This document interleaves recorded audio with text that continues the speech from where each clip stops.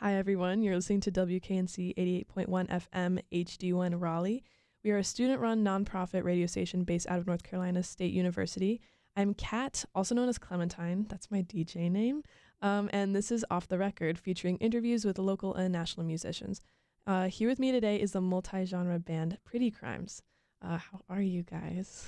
Doing great. Good to be here. Good. Hello. Hi. Glad you guys are good. Some introduction questions. If you want to introduce yourselves, tell us about who you are, where you're from. Yeah, I'm Dan Irving. I do keys and rhythm guitar, and I sing in the band. I live in Raleigh. Really cool. I'm M. Edgerton. What do I do in the band? I play guitar, bass, vocals. I live in the bustling town of Franklinton, North Carolina. Mm-hmm. Represent. Yeah. Alan, you want to go? My name is Alan Martinez. I play guitar and I do some background vocals from time to time. And we're from Cary, North Carolina, born and raised. Awesome. My name is Mike. I play the drums and a little bit of guitar every now and then, a little bit of background vocals every now and then, but definitely mostly percussion, mostly the drums. And I am also local to Raleigh. I live in South Raleigh. Okay, so all of you guys are local to Raleigh, right? Yeah. Okay. Did you guys always live in Raleigh, or is it? No, the band started in Chapel Hill. Okay. Em and I met as DJs at WXYC. Oh, yeah. cool. Yeah, so the band kind of started there as a duo, and then after we graduated, kind of migrated over, and Mike and Alan joined along the way. Okay, that's so cool. I'll ask more questions about that later. Or I guess that's my next question, actually. How did Pretty Crimes come to be? Yeah. What's your backstory? Yeah, we like I said, we were DJs at WXYC. We were at some anniversary party for the station. 50 or 75? Yeah, it was like some big anniversary party, and we were both rookie DJs, and so we didn't really know a lot of people there. Me too. I'm And a rookie DJ. Yeah, we get the worst time slots. Yeah. Yeah, so we were kind of like chatting, and I remember Em was talking to someone about how they played bass, and I was like, that's cool. I play keys. We should jam together sometime, and we ended up jamming. Yeah. And then we Playing were in the like, dorm let's do some songs, and then we were like, hey, let's do a show. Yeah, it was I kind of signed us up for a show before we had songs to play Or that a we name. knew. Or a name. Yeah. Mike was actually drumming in another band called the Eccentrics, which is really cool. And I think it was Mike or maybe someone reached out and was like, hey, like, do you know any Chapel Hill bands? And I was like, I'm in a band. And I told Dan, I was like, we have a gig in January. And this was December, I think. Yeah, we had like a month We to had a month to finalize pull a set something together. list. Yeah, from Yeah. the various songs we had started. Yeah. And we That's- made it happen. Also, how did like the name specifically Pretty Crimes? Like, did you guys have a group discussion about that, or was it mainly between you two and they just joined in? I think they joined after it became Pretty Crimes. So when we Okay. first started, like I said, when we got that first gig, we didn't even have a name. And so we went back and forth about a name, and we settled on initially the Dream Houses. And so we were the Dream Houses for a little bit. But then there's a few other bands that had a similar name, and we Yeah. were like, oh, that's not too exciting, distinctive. Like, we can change it. And so then we made a massive Google Doc of possible names, and that one won out. I mean, I like the name. I think Thank it's you. a good name. Thank you. I'm pretty proud of it. So is there like is it just the name, you just liked how it sound, or is there like a reason or anything? Yeah, I wouldn't say there's really a deep reason. I was just going for like kind of wordplay kind of things, Yeah. and that one kind of struck a chord with us. Mhm. Yeah. It's like I said, it's a cool name. I Thank like you. it. Thanks. How long have you guys, I mean, you already said kind of how long you're making Mhm. music since grad school, right? Since- So Undergrad. or Under- undergrad, undergrad, sorry, yeah. Yeah, we started in, it was the year I graduated, so 2017, Yeah. like the end of 2017 till now. So Okay. 7 years. Whoa. Wow. That's crazy. You guys are doing well, though. We're still doing it. Yeah. Some music questions then about that.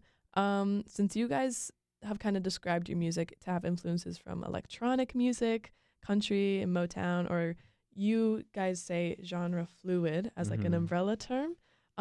What inspiration do you guys like take music from, or what inspires your music a lot? And whether it's like certain artists or maybe something extremely specific, like something random.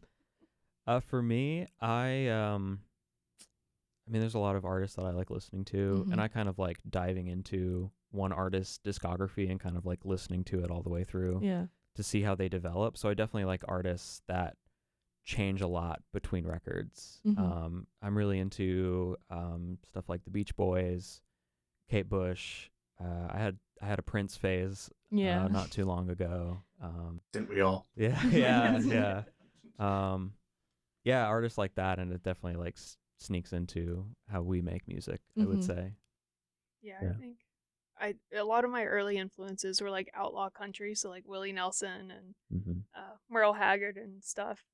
So like a lot of storytelling based stuff, but also really, I think when we started the band, I was really into Courtney Barnett. That was like, I think I saw her in concert opening for the Alabama Shakes, and I was like, I want to do that. That seems so cool. And a lot of her songs are very lyrical, like super long storytelling stuff. And so I think that played a big influence into some of the songs that I've been writing. I remember we tried doing a cover of Preston. Not only that, what I'm thinking of is Elevator Operator. Oh yeah, that was like one of the first covers we like tried when we were jamming together, and we were like, this is too many lyrics, let's not do this one. Yeah. So you guys, like, do you think you focus a lot on the lyrics with your music? There's definitely an effort made into it. I'd say majority of the time the music does come first, but then when it comes time to make the lyrics, I definitely over obsess about them a bit. We've had discussions where I'm like, I feel like it needs a syllable here, but I don't know what syllable it is yet. Like very minute detail kind of stuff like that. I was gonna say, I mean, I feel like when it comes to songwriting or lyrics, it's usually Em and Dan. Yeah. But Dan and Em do a really good job of when they have a song idea and maybe some lyrics together, that when it comes to the music instrumental part of it, you know, they bring that very open to the band. Yeah. So maybe the lyrics, you know, have a very, you know, very set in stone because that's personal to them. Yeah. But when it comes to actual music, that's when, you know, we're talking about influences. That's where all the influence really come together in that aspect of it. Yeah. What are y'all's influences? You haven't spoken to that yet. I was gonna say, I feel like as a band we all have some like very similar influences, but then individually, like then our individual influences definitely come out. For me, definitely blues. So I listen to a lot of like Stevie Ray Vaughan. I love blues. Yeah, and I try my best not to do a lot of blues licks in the song, but sometimes I can't help myself. Sometimes they sneak in, and that's okay. Yeah, I can't help my Stevie Ray Vaughan faces that I do on stage, but those are don't ever stop the Stevie Ray Vaughan faces. Yeah. And Nile Rodgers, I did want to say that one. I mean, for myself, I'm all over the place. I like all sorts of stuff, and I think the Pretty Crimes in particular has been a super interesting project for me to have to expand my music taste in that direction, in more of like a, I guess, indie Americana folk vibe sometimes, just stuff that I'm not necessarily used to playing, or would, you know, not necessarily be what I would have listened to growing up. I played a lot of hard rock and metal before this, so, and I still listen to a lot of that, but I have a lot of newer folk and yeah, like a lot of Willie Nelson. Love St. Paul and the Broken Bones. Yeah. They're a ton of fun. A lot of funk recently, so nice. I've been listening to so much funk recently, like so much jazz, funk, blues, all that kind of realm, like a lot recently. But it's cool that you guys have such a mix, and I think that definitely encourages the variety your guys' music has for sure. And with also that, saying, you know, there's so many differences in variety in your music, how would you compare and contrast them regarding the process of like making them? Because the songs, the ones that I played on the radio, Petals, sound so in my opinion, drastically different to If You Are There in your other album, which such a good song too. Both of them so different, and I would assume the process of making them is different and what you'd focus on. So Yeah, I think every song kind of comes from a different source. Um, I know in my experience, like even the instrument that they originate on is going to be different, like how they start. Like sometimes it's just I hear a line, a melodic line in my head, and I kind of develop it from there. Sometimes like I'm jamming on something on the piano or on the guitar, and like that definitely like influences how things sound. I know for the songs you mentioned for pedals, that was something that M wrote originally on guitar. It was like it was a much more like I guess like down tempo kind of indie folk song originally, and then I had when we were like working on the first record, I had just gotten a TR-08. It's the like Roland 808 re-release that they did a few years back, and I was eager to try it out, and so we ended up trying it out on pedals, and that arrangement kind of stuck, so that's why that kind of went in a more electronic, like four on the floor direction, versus If You Are There, that one started with it was just like a melody that I started singing in the shower. One day I had like just come back from a run. I like to run as my form of exercise, and I was just like singing about how stinky I was. And then I like hit on a melody. I was like, oh, I should do something with that and maybe make it a little bit more serious. So I did. So a good organic organic creation. I like the backstory of that one. They all come from different places. Which is really cool. Do you have like a favorite song that was to make, I guess, like one that was the most fun for you guys or interesting, and vice versa? Which one was the most difficult? I was gonna say If You Were There might be one of mine for recording, because that one was so different from any of the other songs we had previously written before. And also like no drums. So then Sorry, it's like Mike. it put us in a fairly uncomfortable position, both recording and live, when we wanted to bring it to the live show. So I think just because of how much of a challenge it was for that one, because then it allowed us to be creative and what if we used, an omni chord in this part, and why not? That was cool. So it was almost like less limiting because it was so open. I like having a little bit of a challenge for us. Oh yeah. It usually yields really good results. I would say what first comes to mind when I heard that question was us making Still Waiting. The recording experience for that was kind of interesting because we had booked, that was the first song we recorded for the new record, and we had booked studio time with an engineer, and it was like a few days out from the time, and he messaged us and said, oh hey, like I can't make it, I got the substitute engineer for you guys, and it was someone that we never met before. We didn't know him at all, and we got into the studio and we brought Still Waiting to it, and he had like so many great ideas for it, and we found out that we had like really good musical chemistry. And that's then great. He ended up being the producer for the entire record with us. That's so Dylan cool. Turner. It was a really cool experience. So it was like the first recording session for that song. It was just like discovering a new musical friend at the same time. So that was also like a special thing for us. Oh, that sounds so fun. That's like it's unexpected. Did you ever get in contact with the other engineer? He did a little bit of engineering on If You Are There.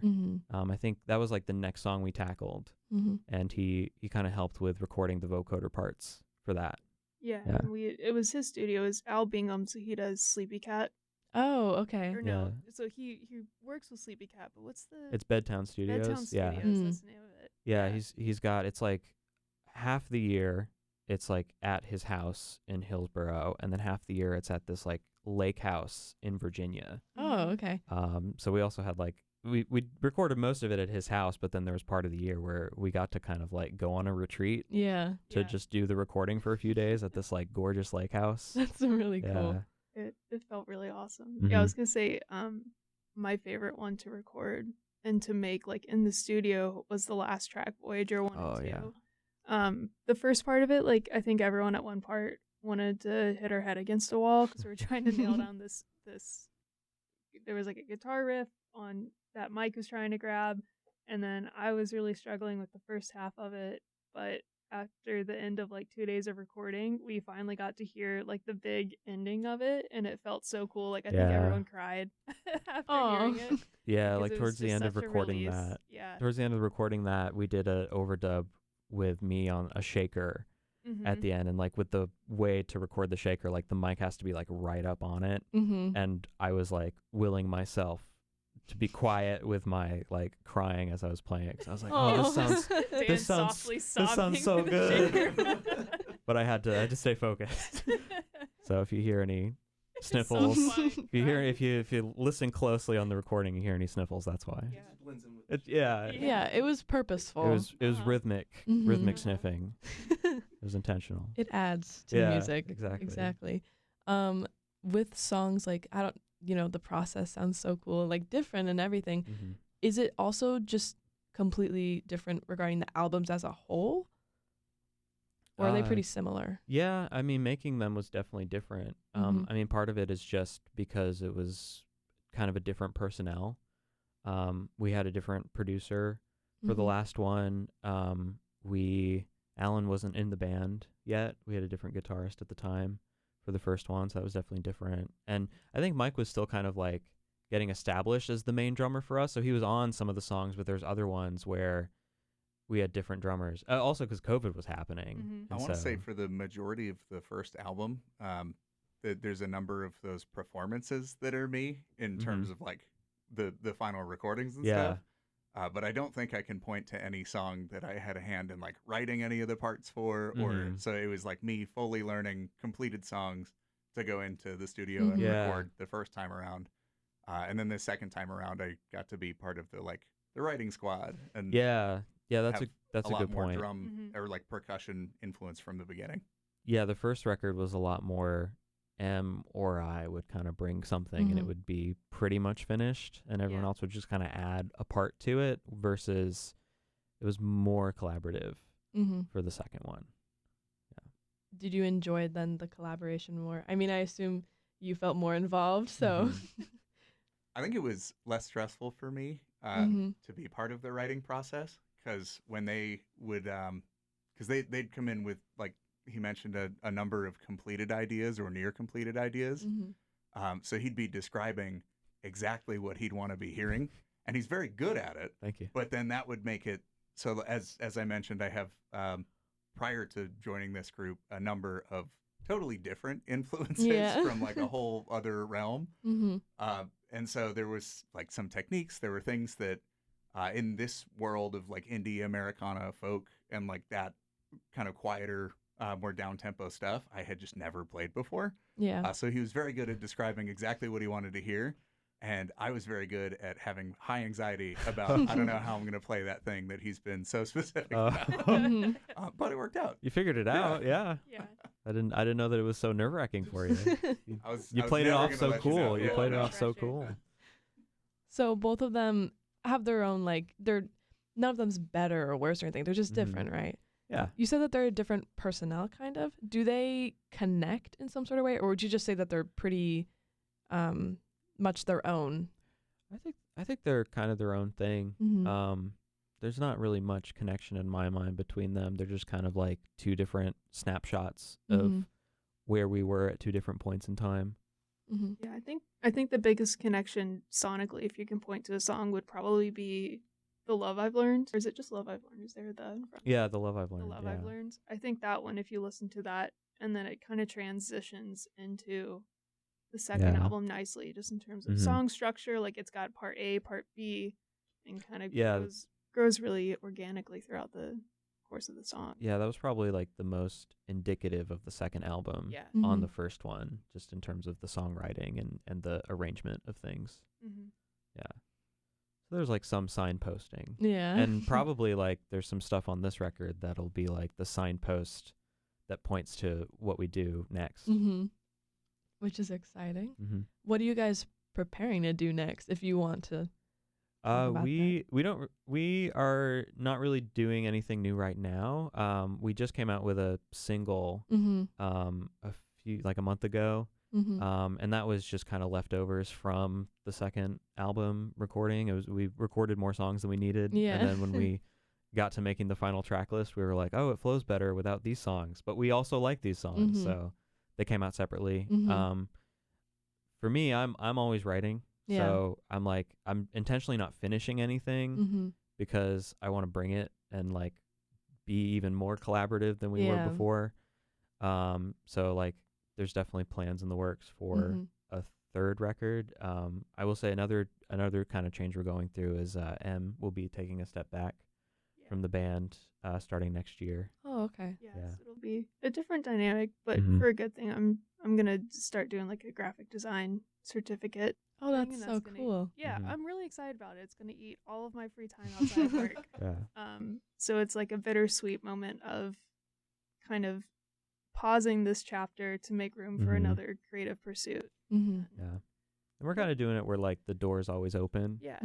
So like we'll probably be trying to find a new bassist soon, but like whenever M has the time to come back, like we could also use a rhythm guitarist or like I'm not opposed to any addition to the band really. And while you're doing graphic design work, like we gotta do show posters, like I can add to your portfolio. Yeah. With your graphic design, did you help create the cover art for your albums or anything? So we have commissioned artists to do the like actual artwork of the past albums, because when we started I was like, it'd be so cool to make like an actual art project that we can like invest some of the funds we get from playing shows into other artists in the community. Oh, that's so sweet. Yeah, it's something that was really exciting when we first started it. So we commissioned it out. Lydia Jordash, yeah, she did the cover for this last album. I just remember the Instagram handle, and that's not that's not the real name. Olivia Huntley. Olivia Huntley. That's who did. That's correct. Did the first album cover. But then I think most of the other graphics I do, and I did like the CD layout and stuff for it. Oh, that's really cool. And a lot of the show posters. M is kind really of the cool lead. Tour posters. Yeah, the tour posters are really cool. That is really cool. And you saying like you want to help, other artists kind of just like give them a chance to do that stuff and put your funds towards that. I do visual art. I'm also an artist. So to me, I'm like, oh, that's so awesome. That's so sweet. And the cover art is so pretty. And I love how it's different. Like you said, they're kind of their own thing each. And I think the album covers kind of show that because they're so different in my opinion. Both of them really cool. Thank you. And I also think that they fit the albums really well. Sweet. Awesome. And the songs. It can be difficult to like figure out like what one image sums up these 10 or 11 songs. Yeah. The 40 minutes of audio condensed into one image. So we had like a whole dinner just talking about like what do we want this thing to look like? Yeah. Like, what do we want it to represent? So you gave them a prompt pretty much. Yeah, we gave them a prompt. Yeah, we gave them recordings too of like, here's the actual album, basically what it's going to sound like. And then the prompt, I remember I think the first record, we really didn't give much of a prompt. We were just like, here's the album. And then she came back with this cool collage piece. It looks like a, I don't know, interdimensional octopus lady. Like, it's a really cool piece of art. And then this latest one, I remember we were like, we wrote out a lot, but we also gave it a lot of room for interpretation. Like, I remember a lot of our prompt was more about like the feeling of the piece rather than the visual of it. Yeah. And so Lydia definitely like filled in a lot on her own. That was really good. With the feeling of the music, do you think like when you perform it in a studio, obviously it's a little more contained and like kind of thought out and everything. How's that versus performing live? Ooh, that's a good question. I kind of think performing live is more nerve-wracking, just because there are people watching. Yeah. And there's no overdubs. There's no cut. Let's do that again. Like you kind of got to keep doing it. If you mess up or anything, you just recover and you move on. But there's also an energy to live performances that you don't get in the studio. Just like being able to feed off the crowd a bit and also like play off each other. A lot of our recording process so far has been everyone kind of records their part separately. But it's just a different feeling when you're all playing at the same time. And I think we're going to kind of do that more in the studio, just because that has its own energy to it. Do you have like a routine or preparation that you guys do either before live or in the production room? Or I have one routine that I do, and that is reminding myself the lyrics to Knowing Silence, because there's like the middle section of that song. It just goes. There's not really like, I was going to say there's no rhyme or reason. There are rhymes, but there's no like repetition. There's no repetition to it.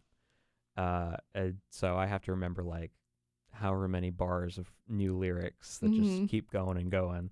And so usually I'll find myself the set before ours, I start mouthing it to myself. And then before we go on, I sing it to myself. And then when we do it, I hope that I remember it all. Do you ever just kind of blank? Yes, it's happened in the practice space a few times. It happened. There was one show we did where I like skipped over a stanza of that middle section, but y'all played it off great because I just listened for one word. Yeah, they just listened for like the cue to end it, and so I still said the cue to end it. So we just were like, oh, it's the short version of the song today. Yeah. You covered it well. It's fine. Thank you. It worked out. And with the crowd's reaction, you're saying like you kind of feed off of each other. How do they react when you guys are playing? I mean, it depends on the song, of course, but yeah, it depends on the song. It depends on the audience too, because I think we're in this middle ground between these more accessible kind of pop numbers and then the weirder art rock stuff. And so we've had some audiences where I feel like they're vibing really well with the poppy things, and then we like launch into Q&A or curiosity and they're kind of like, what? Yeah, thrown off a little bit. Versus like we've had other audiences where like, hey, you know, they're enjoying the pop stuff, and then we get weird and they're really into it. Yeah. And so it also just depends on the audience. Yeah. Yeah. As someone who controversial, I don't make playlists on Spotify. I listen to my liked playlist and I just put it on shuffle. So then the mood changes really quickly. Could be listening to a pop song and then go into a really completely opposite, maybe a slow one, maybe heavy metal rock song. I love the switch up. I think the switch up is, I don't know, keeps me on my toes. Thank you. Yeah. I feel like that would be really fun. I haven't seen you guys live, but because I've only recently found your guys' music, which really glad that I did. But I think it would be so fun, and it sounds like it would be fun. I hope that I get to hear the short version of that song. Yeah, I think that'd I'll be forget really the lyrics just for you. Oh, thank you. I really appreciate it. That's really sweet. I want to ask more in-depth things. I mean, are there any things that I didn't ask that you want to talk about? I feel like on the energy topic of like live versus studio, specifically for me as a drummer, I feel like studios can have a habit of feeling very sterile, and like it's just such a different experience than what I'm used to from like a show environment where I'm 3 feet away from the bass speaker on my left side and the lead guitar speaker on my right side, and it's blisteringly loud, and I kick the kick drum and it shakes the building. Versus like in the studio, I have like in-ears in, and then I have the cups over top of that, and I hit the kick and I can like sort of hear it, but like that's on purpose because I'm not supposed to hear it. I should hear the click, and I need to stay perfect. So I think it can have the capacity to feel very like sterile and not as fun or as bright. So that's something that's historically been a struggle for me going into recordings, is to try to match that energy that I would normally have playing live because of what's happening around me, when all of that is missing in the recording space. But specifically with these recording spaces, the engineers, the layout of the whole house in particular, like the Smith Mountain Lake one, when they do, I call it a seasonal studio. They move like everything there for the winter. And that was so vibey and just so relaxed and cool. And we would set up the drums and all of the microphones and then break for dinner. and we would make quesadillas on a cast iron pan in this beautiful kitchen just overlooking a lake.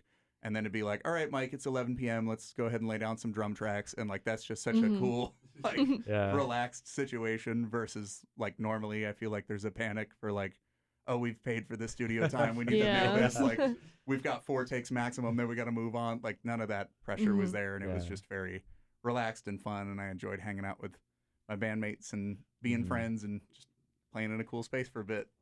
Yeah. I imagine recording the drums is also tough because that's usually the first thing that gets grabbed, at least for the songs that we did. Like I said, we record everything separately. Most of the time we do. And like all the engineers that we've used have advised us like record the drums first. And so that's what we've done. And so that makes it even tougher for you because it's like you don't even hear the full song. Rock and roll way to record music is to record very basic scratch tracks and then go back and like the first permanent thing is the drums.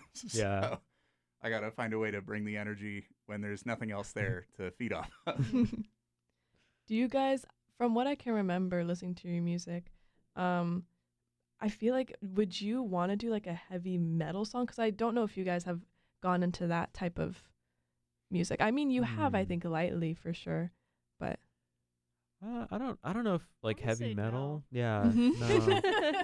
Like I'm more rockier in the newer album. Yeah. Like we get loud and rocky. I think live it's a lot more rock, not quite metal. Yeah. But I feel like New Year's might be the closest thing we'll get to that. Yeah, do that's scream screaming at their lungs off. yeah. That and Q&A are kind of like on the far end of a spectrum of songs that we would do. I would say. Are there genres or, I guess, types of, I don't know, either maybe either small things like types of percussion or instruments that maybe you want to try, or just broadly genres that you haven't really incorporated into Pretty Crimes that you'd like to yet? I think I would like to get synthier with our stuff. I love synths in general, and I've acquired several since our last record started, so I'm probably going to try to be using those. Yeah. Yeah. I'm on a shoegaze kick, so like guitar tones have been like that recently. It's been sounding good. Yeah. He's on a shoegaze kick. I'm on a shoegaze kick recently. Yeah. Yeah. They've been sounding really good. Yeah, all my tones have been just like very like spaced out, like distorted. So maybe not the heavy metal that we were just talking about. But we could still get noisy with it. Yeah. And like you said, live it's way louder, yes, because it is live. But if you feed off of the crowd a little bit, then you get even more energetic and it's more raucous. Yeah. Which is so fun. Again, that's why I love the variety you guys have, because I think having an appreciation for softer music and then louder music and also all the in-between that you guys have. Also, you guys use auto-tune a lot in some of your songs, mainly the one I mentioned earlier, I would say, If You Are There. Yeah, that was a vocoder. Oh, yeah. Yeah, I got a vocoder pedal and I needed to use it on something, and that was like the song I was working on when I got it. So I was like, why not? Let's use it on this one. And I think it sounds really good on it. Thanks. That's why that's one of my favorites out of your guys' discography. Awesome. I just think it sounds really cool. Thank you.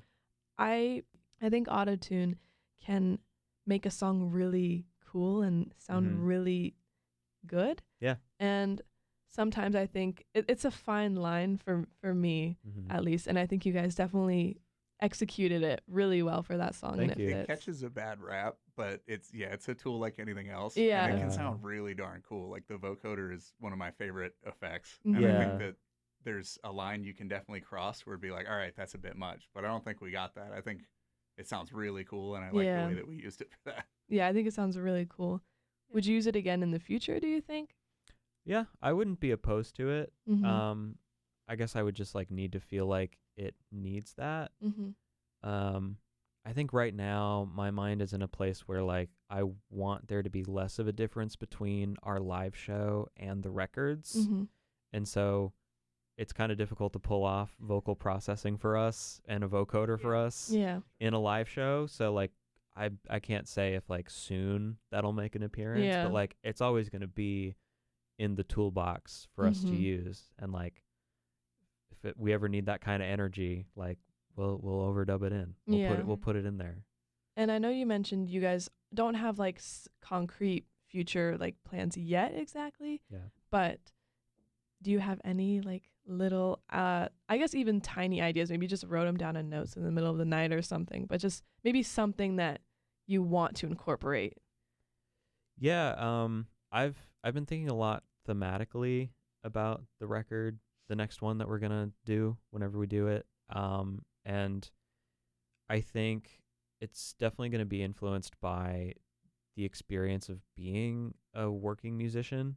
Mm-hmm. Like I've just been thinking a lot about like what makes an artist an artist. Mm-hmm. So I kind of want to like do songs that just kind of attack that prompt at different angles, just kind of exploring that drive with that hits certain people Mm-hmm. where they just like they need to create, like they feel like something's missing in the world and they Mm-hmm. fill it with something within themselves. Mm-hmm. Like I think that could be kind of interesting to write about.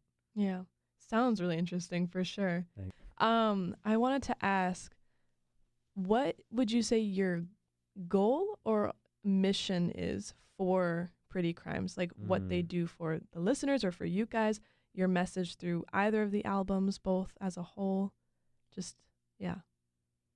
I would say for me, music is just a way that I connect with other people. Mm-hmm.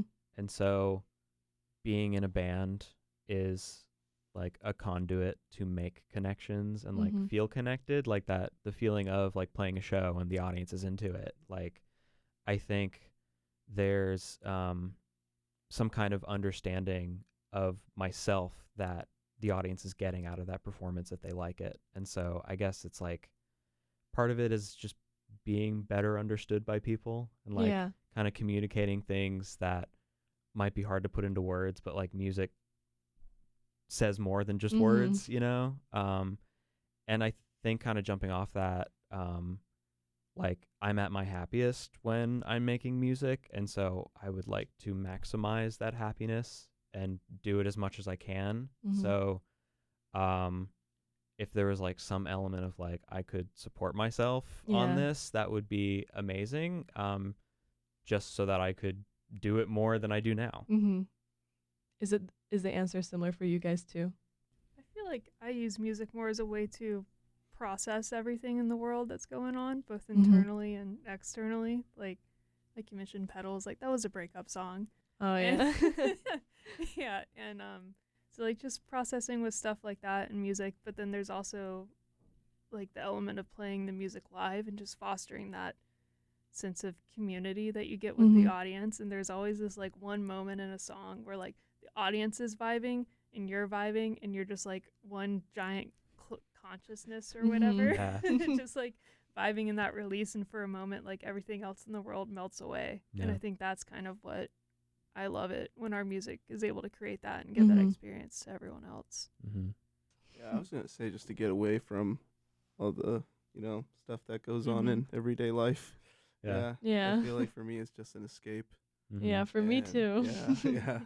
And I think the thing that I've appreciated a lot, especially after joining this band, is the community, Mm-hmm. especially locally Yeah. in Raleigh, and of course it expands even greater than that. Mhm. But we've met a lot of great people like Dylan we mentioned Mm-hmm. earlier, and a lot more people than that we all connect on this one thing that we all love doing, and Mhm. yeah, we're all doing it for the same Mhm. reason. It's just to express ourselves and to let go for a little bit. Yeah. Mhm. Yeah, it definitely fills my battery. I love music. I love making music. I love consuming music. I love going to a show Yeah. and experiencing a really cool thing and vibing with an audience full of people. Like you said, like the whole room is kind of on the same wavelength. And then I get to take that and I have to return to my regular life for a little bit. Mhm. So I definitely like to try to not space them out too far, whether Yeah. I'm seeing a show or I'm playing a show. There's some kind of music thing happening most weeks for me. Mhm. So Mm-hmm. So yeah, I agree. Like all your answers, for sure. I agree with all of them, and I think you guys definitely show that through your music, for sure. And also, I thought what you said about it being kind of like a conscious, like singular consciousness Mhm. almost. music does that a lot, and I love music for that reason, for sure. And I definitely think hearing your guys' music, and I would love to hear you live, and I think live that would definitely, come through, it'll show through. And I really, I think you guys follow through with your message or mission for all of you individually, and they definitely line up for sure. But I think those are all my questions. Do you want to let the listeners know where they can find your music and socials? Yeah, the music is kind of wherever you can stream music. Spotify, Apple. We have CDs. And socials. I know we're on Facebook, and we're on Instagram at pretty.crimes. That's kind of our main platform where we post things. Yeah. I experiment around on TikTok, so we do have a TikTok. I cannot make guarantees about how consistently we will post there to promote things, but we are there. Yeah. Okay, awesome. And I think that's all, unless you guys have anything else you want to say. Yeah, thanks for having us. This has been a good time. Thanks for coming and doing the interview with me. I really appreciate it. I think it's been really fun, at least for me. Hope you guys also enjoyed it. Yeah. Aren't internally like, oh man, when are we gonna leave? No, this has been great. Okay, great. But yeah, thanks for doing this interview, and to whoever listens.